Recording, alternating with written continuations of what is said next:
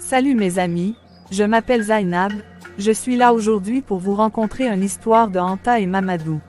Alors un jeune homme du nom de Mamadou, qui voulait apprendre à lire et à écrire, partit un jour à la recherche d'une école. Il quitta sa province pour se rendre dans la région du Cayor, au Sénégal. Là vivait un savant qui enseignait aux enfants. Mamadou resta auprès de son maître aussi longtemps que nécessaire. Quand il sut lire et écrire parfaitement, il décida de rentrer chez lui. Le jour de son départ, un camarade de classe, qui appartenait à l'espèce des génies, lui dit « Nous sommes amis. Puisque tu t'en retournes chez toi, je vais te charger d'un message pour mes parents et je te transporterai dans ton village à la vitesse de l'éclair. Tu ne sais pas qui je suis, mais moi je te connais bien, car nous sommes nés au même endroit. Nous autres, les génies, nous vous reconnaissons très bien mais vous, les humains, vous ne pouvez pas nous apercevoir. Quand tu seras chez toi, mets à ton doigt cette bague d'argent, et tu pourras voir les génies et leur village. Si tu l'ôtes ou si tu la perds, tout disparaîtra de nouveau. » Le génie demanda ensuite à Mamadou de s'asseoir sur son tapis et de fermer les yeux. À peine Mamadou avait-il obéi qu'il se retrouva, comme par magie, dans son village. Le lendemain matin, Mamadou passa la bague à son doigt. Il aperçut alors tous les génies et leur village. Il alla rendre visite à la famille de son camarade. « Le génie, votre parent, vous envoie le bonjour, leur dit-il.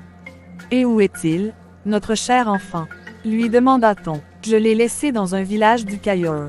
Il continue de fréquenter l'école. »« Ah !» s'écrièrent les parents, « notre brave petit se conduit bien. Et toi, Mamadou, il faut que tu t'en retournes chez toi, mais, chaque fois que tu auras du temps libre, ne manque pas de venir nous voir. » Mamadou s'en retourna chez ses parents, mais, chaque fois qu'il en avait l'occasion, il rendait de longues visites au génie. C'est qu'il avait vu la sœur de son camarade, Anta, une jolie demoiselle, et qu'il désirait l'épouser. Lorsqu'il lui fit sa déclaration, Anta répondit « Je ne demande pas mieux. Pourtant, j'hésite à me marier avec un être humain. Vous êtes si coléreux, et si bavard, et vous mentez si facilement. Chez nous, il n'en va pas de même. Jamais un génie ne s'emporte, jamais il ne trahit un secret. Il ne parle que pour dire la vérité. » Mamadou protesta. « Quand nous serons mariés, tu verras que, moi non plus, je ne m'emporte pas et que jamais je ne mens. S'il en est ainsi, le mariage est conclu. Je t'accepte pour mari, mais je te défends de révéler à quiconque que tu as épousé une femme de l'espèce des génies. » « C'est entendu, » promit Mamadou. « Eh bien, » déclara Anta, « nous pouvons célébrer notre mariage. » Depuis, Anta et Mamadou vivaient heureux. À suivre. N'oublie pas de vous abonner, commenter et